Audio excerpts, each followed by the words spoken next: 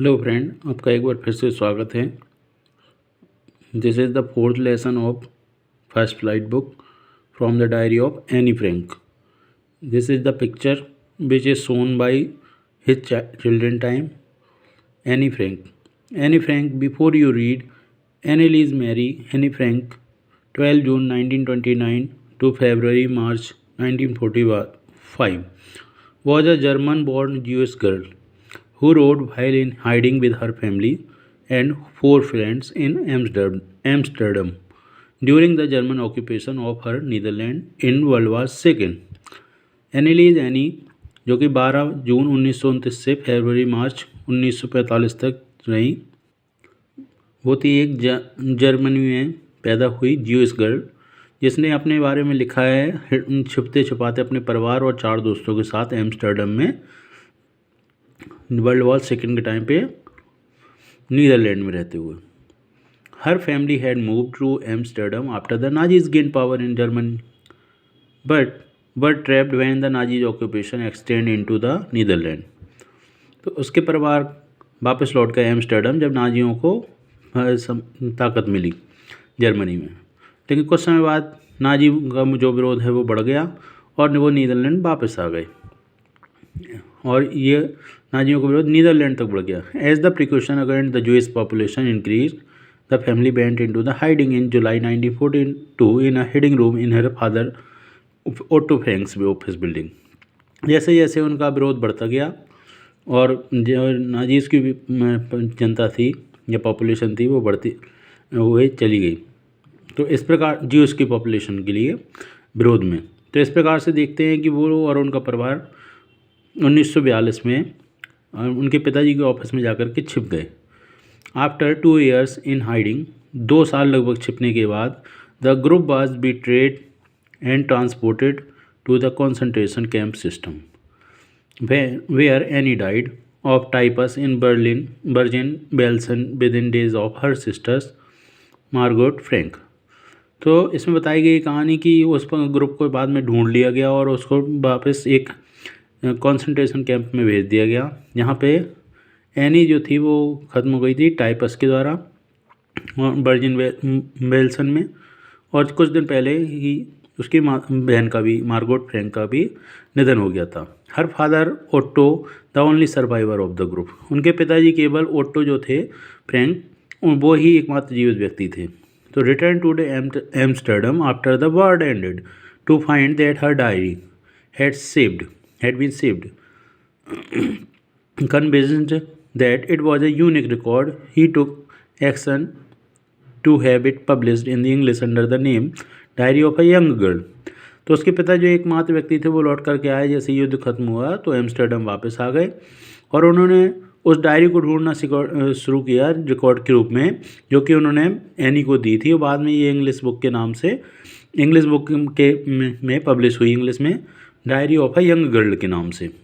The diary was given to Anne Frank for her 13th birthday and chronicles the event of her life from 12 June 1942 until its final entry of 1st August 1944. It was eventually translated from its original Dutch into many languages and become one of the world's most widely read book. ये diary any को उसके 13वें birthday पर उसके पिताजी ने दी थी और ये उसकी ज़िंदगी का सबसे क्रूशियल मोमेंट हुआ, क्रॉनिकल इवेंट। 12 जून 1942 तक इस डायरी में लिखा गया फाइनल, और इसमें एंट्री भी थी 1 अगस्त 1944 तक की। इट वाज इवेंचुअली ट्रांसलेटेड, तो इसको कई भाषाओं में ट्रांसलेट भी किया गया, अनुवाद भी किया गया, जैसे डच में और दूसरी भाषाओं में, और ये संसार की सबसे ज़्यादा बिकने वाली एकमात्र पुस्तक हुई उस समय। There have also been several films, television and theatrical production and even an opera based on the diary.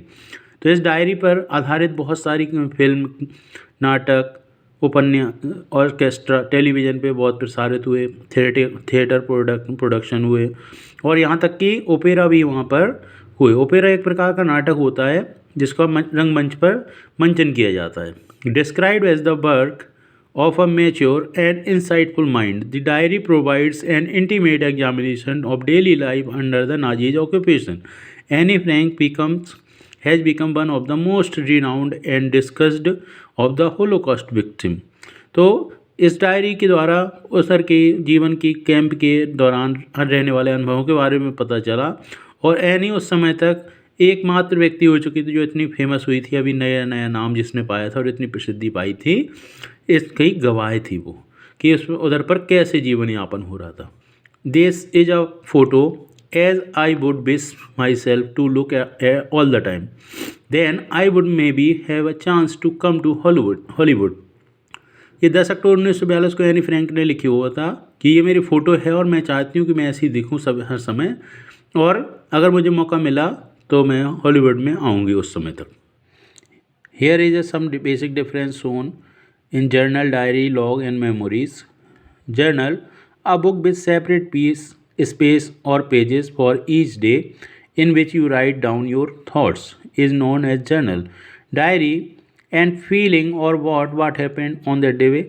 Diary is a full record of journey, a period of time or an event written every day. Log, a record of a person's own life and experiences, usually a famous person. Memories, a written record of event with times and dates, usually officially. तो journal जो होता है एक प्रकार से हर page में उसमें जगह दी जाती है और डेट के हिसाब से आप अपने विचार लिख सकते हैं, अपनी फीलिंग लिख सकते हैं कि उस दिन में क्या हुआ, उन दिनों में क्या हुआ। डायरी एक फुल रिकॉर्ड है आपकी यात्रा का, एक लंबे समय का वृत्तांत का, जिसमें आप डेली लिखते हैं। और लॉग होता है एक रिकॉर्ड होता है व्यक्ति की खुद के जीवन का और अनुभवों का, जैसे कि सामान्यतः एक फेमस व्यक्ति लिखते हैं उनके बारे में लिखा जाता है। मेमोरी जो होती हैं ये भी एक रिटन रिकॉर्ड है और इसमें टाइम डेट यूजुअली ऑफिशियली डलते हैं। तो इस प्रकार से हम देख पा रहे हैं जर्नल, डायरी, लॉग्स और मेमोरीज में क्या अंतर होता है। Writing in a diary is a really strange experience for someone like me, not only because I have never written anything before, but also because it seemed to me that later or neither I nor anyone else will be interested in the musing of a 13-year-old schoolgirl. Oh well, it doesn't matter. तो वो कहती है वास्तव में diary लिखना एक बहुत ही अनोखा अनुभव होता है जैसे कि मेरे लिए, और मैं ये नहीं कहूँगी कि मैंने कभी नहीं लिखा इसके पहले, बल्कि ये कहना चाहूँगी कि ये मुझे बाद में और आगे भी चल कर के इसमें लोग इंटरेस्टिंग होंगे कि 13 साल की लड़की ने क्या लिखा होगा, उसमें मज़े लेंगे कि नहीं लेंगे कि स्कूल गर्ल के द्वारा, तो इसलिए भी। लेकिन मुझे क्या करना है इस मामले से, मैं तो जो महसूस करती हूँ वो लिख रही हूँ। अब ये भले आपके लिए बहुत अच्छी आवश्यक हो या all kind of thing of my chest, मैं तो अपने मन के विचारों को, उद्गारों को इस कागज़ पर पेस्ट कर रही हूँ, निकल रही हूँ। ये मेरे लिए बहुत बड़ा अनुभव है, मुझे इससे कोई सरोकार नहीं कि कोई पढ़ेगा या नहीं पढ़ेगा। Paper has more patience than people, I thought of this saying on one of those day when I was feeling a little depressed and was sitting at home with my chin in my hand, bored and listless, wondering whether to stay or not to go. I finally stayed where I was brooding. Yes, paper does have more patience and science since I am not planning to let anyone else read this stuff-bagged notebook, grandly referred to as a diary, unless I should ever find a real friend. It probably won't make a bit of difference. तो वो कहती है कि जो paper होता है इसमें बहुत ज़्यादा सब्र होता है, मैं अपने विचारों को इससे कह सकती हूँ। और उन दिनों जो मैं जैसा फील कर रही थी, एक छोटी लड़की होने के नाते थोड़ा नर्वस भी थी, और मैं अपने घर पर अपने हाथ टोड़ी पर हाथ रख कर के बैठी रहती थी, बोर होती रहती थी। तो मेरे लिए एक बहुत ही नया अनुभव था कि चलो ठीक है कुछ करते हैं। और फाइनली ये तभी का अनुभव है जब मैं वहाँ पर थी। पेपर जो होता है मैं कहना चाहूँगी कि उसमें बहुत ही पेशेंस होता है, और मैं ये प्लान नहीं कर रही थी कि कोई इसको पढ़े उन दिनों की चीज़ों को, क्योंकि वो बहुत ही डरावनी ख़तरनाक तो थी ही। तो मैंने अपने डायरी में लिखा, और जब तक कि कोई मुझे वास्तविक फ्रेंड नहीं मिल जाता, मैं कह सकती थी कि इसमें कोई ज़्यादा डिफरेंस नहीं है एक सच्चे दोस्त में और एक डायरी में। Now I am back to the point that prompted me to keep a diary in the first place. I don't have a friend. तो अब मैं वापस आना चाह रही हूँ इस पॉइंट पर कि मुझे किस प्रकार से डायरी में पहले पेज में लिख करके अनुभव हुआ, क्योंकि मेरे पास कोई फ्रेंड भी नहीं था। Let me put it more clearly, since no one will believe that a 13-year-old girl is completely alone in the world and I am not. I have loving parents and a 16 years old sister, and there are about 30 people in I can call friends. तो कोई भी यकीन नहीं करेगा कि एक 13 साल की लड़की बिल्कुल सुनसान अकेली होगी इस संसार में, जो कि मैं नहीं थी। क्योंकि मेरे पास दो प्यारे से माता पिता थे और मेरी एक बहन थी 16 साल की, और लगभग लगभग 30 और भी लोग भी थे जिनको मैं अपना दोस्त कह सकती थी। I have a family, loving aunt and a good home. No, on the surface I seem to have everything except my one true friend. मेरे पास में एक अंकल आंटी भी थे, बहुत अच्छे घर था, और मैं इन पूरी पृष्ठभूमि को देखते हुए भी फिर भी मैं नहीं कह सकती थी कि मेरा कोई भी एक सच्चा दोस्त था। All I think about when I am with friend is having a good time. मैं जो भी सोचती थी और जब भी उस दोस्त के साथ होती थी, वो मेरे लिए बहुत ही अच्छा अनुभव होता था, सुखद टाइम होता था। I can't bring myself to talk about anything but ordinary everyday things. तो मैं ये नहीं कह सकती कि मैं अपने आप को लेकर के और बात करती हूँ उन दिनों के, सामान्य दिनों के बारे में। We don't seem to be able to get any closer and that's the problem. और उन दिनों हम लोग किसी एक दूसरे से बिल्कुल खास होकर के बातचीत नहीं कर सकते, तो यही उस समय की सबसे बड़ी परेशानी थी। Maybe it's my fault that we don't confined in each other. तो हो सकता है ये मेरा खुद की समस्या रही हो कि मैं किसी से घुल मिल नहीं पाई। In my cases that just how things are and unfortunately they are not liable to change. तो मेरे स्थिति में तो ये था कि मेरे लिए ये समस्याएं, परिस्थितियाँ बदल नहीं सकती थी। ये मेरा दुर्भाग्य कह दो कि वो किसी भी कंडीशन में नहीं बदल सकती थी। This is why I started the diary. और इसी कारण से मैंने ये डायरी लिखना शुरू किया। To enhance the image of the long awaited friend in my imagination. मैं अपने दोस्त की उस छवि को और आगे वर्णित करते हुए चलती हूँ, जो कि मेरे लिए बहुत ही खास था, और जिस I don't want to jot down the facts in the diary. मैं डायरी में बहुत सारी चीज़ें लिख करके उसका भार नहीं बढ़ाना चाहती थी। तब वे मोस्ट पीपल वुड डू, जैसे कि सभी लोग करते थे या करते हैं रहेंगे। But I want the diary to be my friend. लेकिन मैं उस डायरी को लिखना चाह रही थी क्योंकि वो मेरी दोस्त थी। And I am going to call this friend Kitty. और मैंने अपने दोस्त को एक नाम भी दिया हुआ था प्यारा सा, उसका नाम था kitty. Since no one would understand a word of my stories to Kitty, if I were to plunge right, I would provide a brief sketch of my life, much as I dislike doing so. तो चूँकि कोई भी उस चीज़ को शब्द नहीं समझ पाएगा शायद कि जो मैंने किटी में लिखे थे, और हो सकता है कि ये सही भी हो, लेकिन मैं इससे भी ज़्यादा अपने जीवन का एक छाया चित्र बना करके भी दिखा सकती थी, जो कि मुझे नहीं पसंद था। My father, the most adorable father I have ever seen, didn't marry my mother until he was 36 and she was 25। मेरे पिता संसार के सबसे प्रिय व्यक्ति हैं, और मेरे पिता ने मेरी माँ से तब 36 साल की उम्र तक शादी नहीं की थी, और मेरी जो माँ की उम्र थी वो 25 थी। My sister Margot was born in Frankfurt in Germany in 1926। मेरी जो बहन थी उसका जन्म हुआ था जर्मनी के फ्रैंकफर्ट में 1926 में। आई वाज बोर्न ऑन 12 जून 1929, और उसके 3 साल बाद मेरा जन्म हुआ 12 जून 1929 को। I lived in Frankfurt until I was 4। मैं फ्रैंकफर्ट में रही जब तक मैं 4 साल की थी। My father immigrated to Holland in 1933। मेरे पिता का निर्वासन हो गया था 1933 में। My mother Edith Hollander Frank went with him to Holland in September, while Margot and I were sent to Aken to stay with our grandmother। तो मेरा और मेरी जो बहन थी उसको वापस भेज दिया गया था हॉलैंड में मेरी माँ दादी के पास रहने के लिए इन दिसंबर में। एंड आई फॉलोड इन फरवरी, और मुझे फरवरी में भेजा गया था। When I was plunked down on the table as a birthday present for Margot. जब मैंने याद है कि मैंने टेबल पे बर्थडे पे मैंने कुछ गिफ्ट रखा मार्गोट के लिए। I started right away at the Montessori nursery school. मैंने नर्सरी स्कूल से ही पढ़ना शुरू किया था। I stayed there until I was 6। मैं वहाँ रही जब तक मैं 6 साल की नहीं हो गई। at which time I have started in the first form. In the sixth form, my teacher was Mrs. Coopers. The headmistresses at the end of the year, we were both in tears as we said a heartbreaking farewell. तो मैं वहाँ रही 6 साल की उम्र तक, और उस दौरान मेरी एक टीचर भी थी, कूपर्स, जो वहाँ की प्रधान अध्यापिका होती थी या अध्यापक होते थे। और उस समय मेरा और मेरी जो टीचर थी, उन दोनों का ये आंसू बह रहे थे जब हम लोगों की एक बहुत ही ना टूटने वाली फेयरवेल हुई।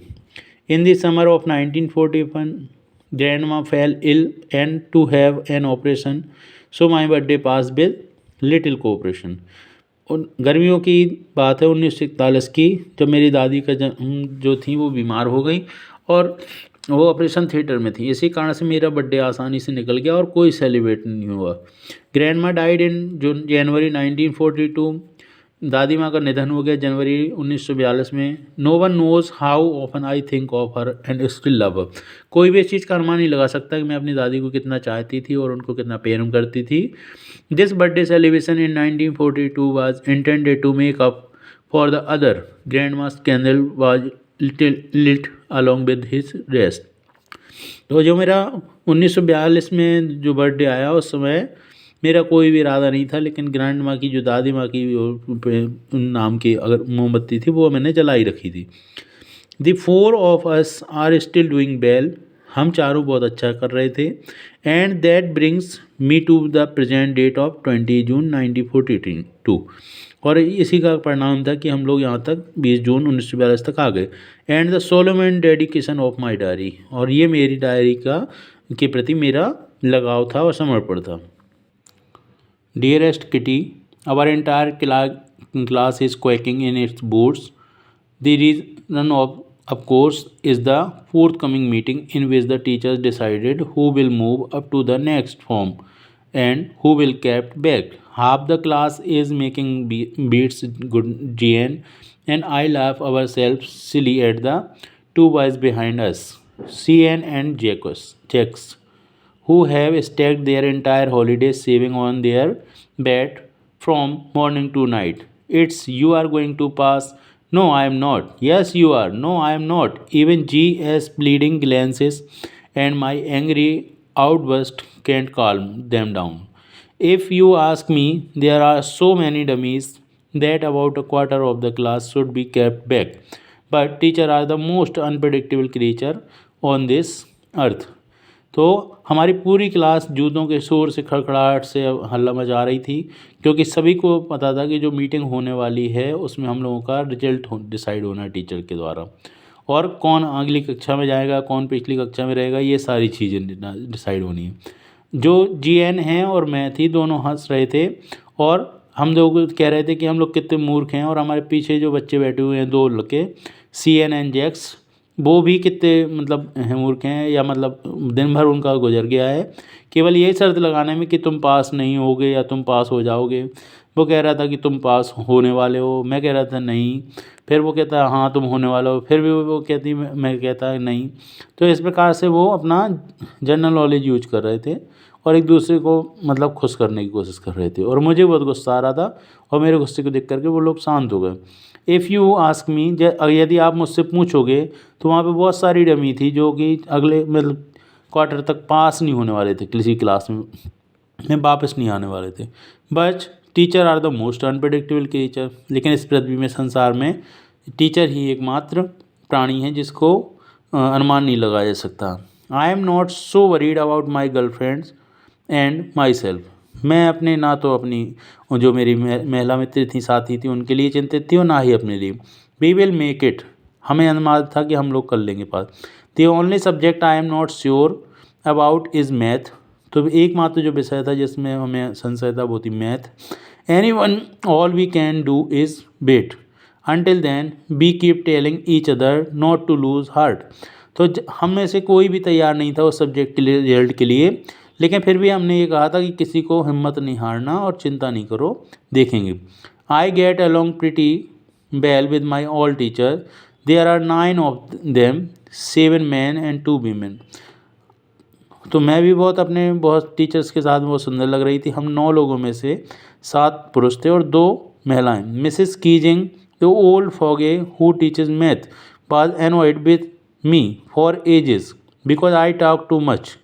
तो जो मिसेस फॉगी थी वो हमको मैथ पढ़ाती थी और वो बहुत पहले से ही बहुत हम पे परेशान मतलब नाराज़ होती रहती थी। सॉरी मिसेस कीजिंग थी। और जो हमारे पुरानी शिक्षक थे मैथ के, वो भी हम लोगों से हमेशा नाराज़ होते रहते थे कि तुम लोग बहुत बात करते हो। And after several warning he assigned me extra chat box. और बहुत सारे बार धमकियां देने के लिए, निर्देश देने के बाद भी हम ना माने, तो उन्होंने हमारे लिए एक एक्स्ट्रा चैटर बॉक्स बना दिया। What can you right about that. तो अब उसके बारे में हम क्या लिख सकते थे। I would worry about that letter I decided. मैं तो उसके बारे में बाद में ही चिंता करूँगी जब मैं निर्णय कर लूँगी। I jot down the title in my notebook. मैंने अपनी नोटबुक में वो शीर्षक लिखा। Tucked it in my bag and try to keep quiet. और उसके बाद मैंने उसको लिख करके अपने बैग में रख लिया और कोशिश की कि शांत रहें। That evening after I would finish the rest of my homework the notebook about the easy caught my eyes. I began thinking about the subject while chewing the tip of my fountain pen. Anyone could ramble on the leave big space between the words. But the trick was to come up with the convincing argument to the prove that the necessity of telling. I thought and suddenly I had an idea. I wrote down the 3 pages Mr. Keysing has assigned me and was satisfied. I argued that talking is student's trait and that I would do my best to keep the under control. तो अब उस शाम की बात है कि मैं ये लगा कि मैंने अपना होमवर्क पूरा कर ही लिया है या मैं करूँगी। तो उसके बाद मैंने नोट्स बनाना शुरू किए और मैंने निबंध लिखना अपनी आंखों के सामने शुरू किया।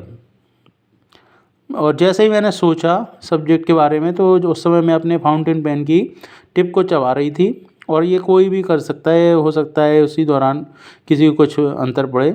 और जैसे ही ये ट्रिक मेरी काम कर गई और मैं बातचीत कर रही थी और बातचीत करते करते मुझे सडनली एक आइडिया आया। और जैसा कि आप सभी जानते हो कि और मैंने वो पेज पर लिखा और जो मुझे कीजिंग मैडम ने असाइन किया था और मैंने लिखती चली गई। मैंने 3 पेज लिखे। उसको देख करके कीजिंग मैडम बहुत ही संतुष्टिजनक उन्होंने चेक किया और खुश हुई। और मैं सभी इस दोस्तों से और स्टूडेंट्स से और उनके व्यवहार के लिए मतलब बहस कर रही थी और मैं कह रही थी I would do my best to keep it under control. मैं अपना अच्छा 100% परफॉर्मेंस देने के लिए इसको अपने कंट्रोल में रखूँगी। जैसा कि आप सभी जानते हैं बच्चों की एक आदत होती है बहुत बोलने की, तो वो मैंने किया। But that I would never be able to cure myself of the habit since my mother talked as much as I did it, not more, and that there's not much you can do about inherited traits. तो लेकिन मैं इसमें कोई ज़्यादा कुछ अच्छा नहीं कर पाई क्योंकि मेरी जो बोलने की क्षमता थी वो मेरी माँ से तो कम ही थी। मेरी माँ ज़्यादा बोलती थी और इसमें मैं ज़्यादा सुधार नहीं कर पाई। Mr Keesing had a good laugh at my arguments, but when I proceeded to talk my way through the next lesson, he assigned me a second essay. This time it was supposed to be on an incorrigible chatterbox. I handed it in, and Mr. Keysing had nothing to complain about for 2 whole lessons. However, during the 3rd lesson, he would finally had enough. Annie Frank, as punishment for talking in the class, write an essay entitled "Quack Quack Quack," said Mistress Chatterbox. तो अब जब मैंने बहस की तो Mrs Keesing थी वो mister Keesing थे वो बहुत प्रसन्न हुए। धीरे धीरे मेरी बात करने की जो तरीका था वो बढ़ता चला गया अगले लेसन में। उसके बाद उन्होंने मुझे दूसरा निबंध दिया। इस टाइम भी मैंने अपनी चैटर बॉक्स की जो है उसको बढ़ाया। उन्होंने दूसरा टॉपिक दिया था एन इनकरेजिबल चैटर बॉक्स, मतलब आपका साहस बढ़ता चला जाए ऐसे भी लिखना है। तो आई हैंडेड इट इन, मैंने लिखा इस पर। मिस्टर कीजिंग ने कोई भी कंप्लेंट नहीं की दोनों लेसन के लिए। उसके बाद तीसरे लेसन में उन्होंने फाइनली मुझे कहा कि एनी फ्रैंक बहुत हो गया, और ऐसे जैसे तुम बात करती हो उसके लिए मैं तुम्हें एक पनिशमेंट दूंगा, और वो पनिशमेंट था कि अब तुम्हें निबंध लिखना है, quack quack quack sad mistress chatterbox. तो और वो इस प्रकार से बोला कि तुम बहुत बातूनी लड़की हो और तुम इस पे टॉपिक पर लिखना है। द क्लास रोड, पूरी क्लास में हल्ला मच गया। I had to laugh too, और मैं भी इस पे बहुत ज़्यादा हंसने लगी।